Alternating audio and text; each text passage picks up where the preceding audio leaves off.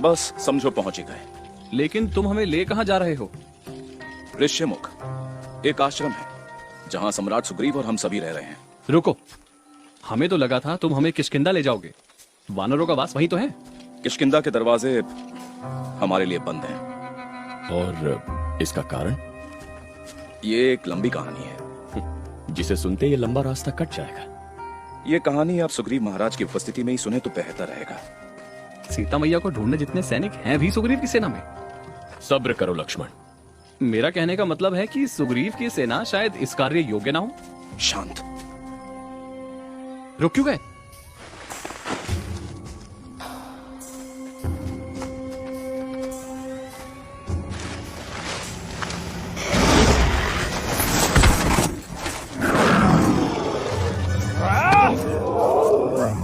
संभल कर।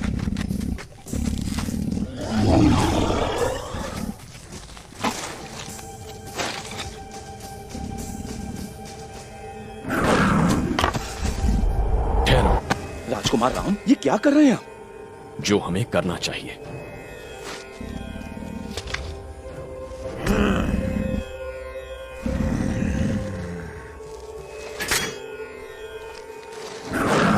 कुछ करो इससे पहले कि।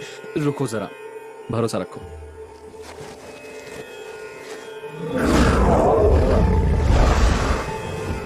जाओ, हम ना तुम्हें कोई हानि पहुंचाएंगे और ना ही उसे।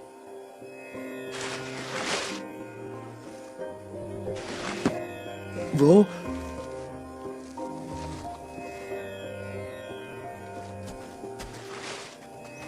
श्री राम, वो बच्चा आपको कैसे पता चला? पता ना भी होता तो मेरा व्यवहार बदलता नहीं।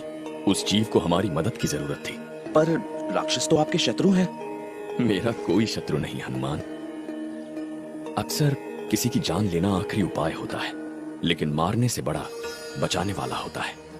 किसी को मारकर तुम केवल उसके प्राण नहीं लेते, जो भी उस पर निर्भर है या होगा, तुम उनके अधिकार को भी छीन लेते हो। चले ऋष्यमुख की ओर।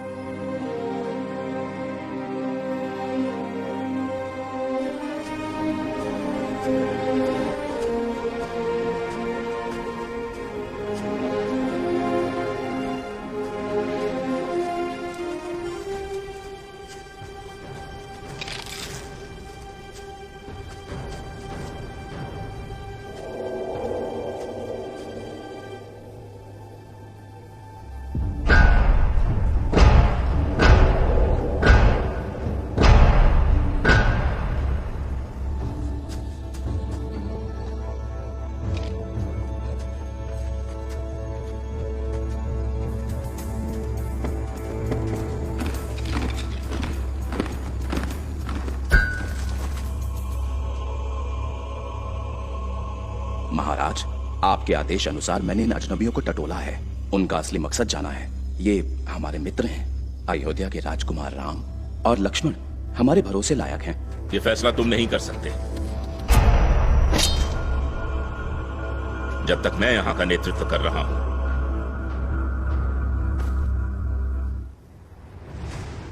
महाराज, ये अनादर नहीं, मेरे विचार हैं। ये दोनों भले मानुष हैं।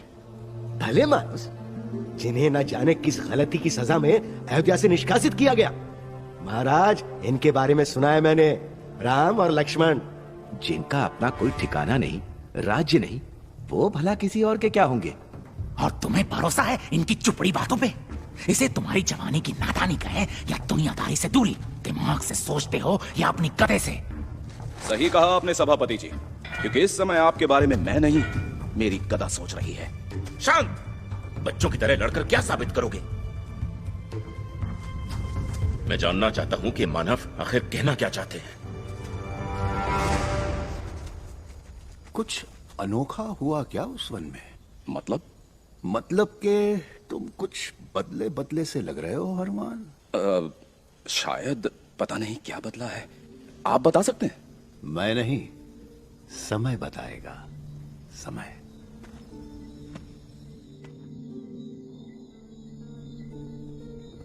तो बताइए, मेरे पास क्यों आए हैं आप? हम आपके पास सहायता के लिए आए हैं महाराज।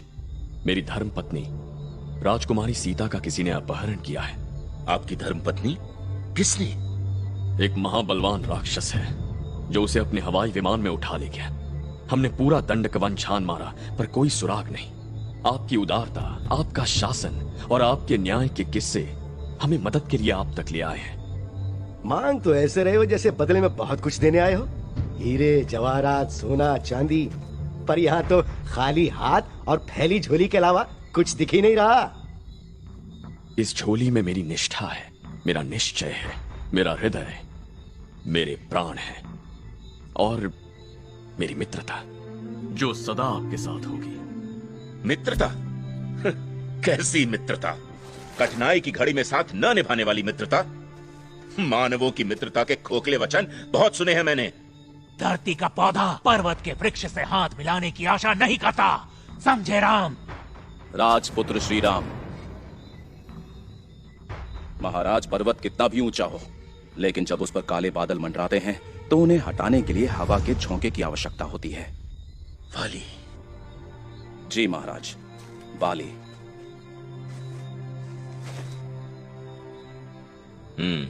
लेकिन विषय तो यह है कि मानवों को वानरों की सहायता की आवश्यकता क्यों है? क्या इन्हें अपनों से सहायता मांगने में भी संकोच है? सहायता चाहिए तो अपनी बिरादरी से जाके मांगिए। आप समान वनवासी हम भी हैं महाराज सुग्रीव, अपने ही राज्य से निर्वासित। इस कारण हम मानवों से सहायता की अपेक्षा नहीं कर सकते। महाराज, इस चुनौती का सामना करने के लिए हमें आपकी उदारता और इस वन की ज्ञाप्ति की आवश्यकता है। नहीं भैया, मेरे होते हुए आपको किसी और के सामने अपना शीश झुकाने की आवश्यकता नहीं। सीता मैया को स्वयं हम ढूंढ लेंगे, आप और मैं, राम और लक्ष्मण। ये निष्ठा एक समय मेरे और मेरे भाई के बीच भी थी, लेकिन हालात बदलने में समय नहीं लगता। तो सुनाइए मुझे अपनी आप बीती महाराज सुग्रीव, आपकी कहानी, वाली की कहानी। मुझे वनवास की भेंट देने वाला और कोई नहीं, मेरा अपना भाई है, और किष्किंधा पर छाई उसकी तानाशाही से बचकर ये सारे मेरे वनवास का हिस्सा बने हुए हैं, उस उम्मीद में कि एक दिन अपने खोए साम्राज्य और सम्मान को हम फिर से पा सकेंगे। इस जगत में कुछ लोग ऐसे भी हैं जो दरिंदों से लड़ते लड़ते खुद दरिंदे बन जाते हैं। ये तब की बात है जब वानर साम्राज्य की पीठ में राक्षस मायावी ने अपने पंजे गड़ाए, और पंजे के हर नाखून पर लगा किसी राजा का खून जो सूखा भी नहीं था, लेकिन उसके हिंसा की प्यास न बुझी थी न थमी थी। वानरों का सम्राट, मेरा भाई, महाबलधारी वाली। घमासान युद्ध जो था मायावी और वाली के बीच, यदि वाली हारता तो मायावी राक्षस उसकी प्रजा को खा जाता। वाली ने की चुनौती स्वीकार। वो किसी भी हाल में अपनी प्रजा को मायावी का शिकार होने से रोकना चाहता था। फिर क्या हुआ महाराज? युद्ध, एक ऐसा महायुद्ध जो न कभी देखा गया न कभी सुना गया। विशाल वृक्षों को मायावी ऐसे उखाड़ता जैसे गुलाब की पंखुड़ियां, और उन्हें मेरा भाई वाली ऐसे झाड़ देता जैसे सूखी घास की पत्तियां। मायावी की फेंकी हर चट्टान वाली की छाती में ऐसे गिर के बिखरती जैसे हल्की बारिश की बेबस बूंदें। और मैं बस आंख फाड़े देखता गया दो गरजते योद्धाओं के डर से कांपते धरती, अंबर, नदी, पहाड़, हैवान, इंसान। और फिर हुआ चमत्कार। अटल अजिंक्य अहंकारी मायावी अपनी दुम दबाकर जो भागा,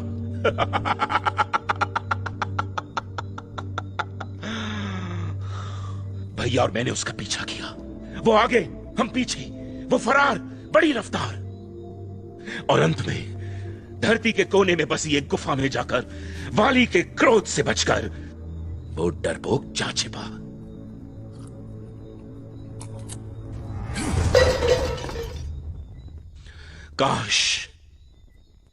काश अपनी जीत से संतुष्ट होकर हम वहीं पलट जाते और मायावी को उसकी अंधकार भरी किस्मत पर छोड़ देते, पर नहीं।